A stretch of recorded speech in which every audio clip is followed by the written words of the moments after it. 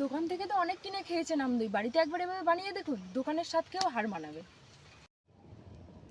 প্রথমে উনুনে কড়াই বসিয়ে 500 গ্রাম দুধ ভালো করে ছেঁকে নিয়ে কড়াইতে দিয়ে দেবো। দুধটা ভালোভাবে ফুটে আসলে তাতে পরিমাণ মতো চিনি ও আমের কাঠ দিয়ে ভালো করে আরও কিছুক্ষণ ফুটিয়ে নেব। আমের কাঠ দিয়ে আরও কিছুক্ষণ ফুটিয়ে নিয়ে এবার কড়াইটা নামিয়ে দুধটা ঠান্ডা হতে দেব।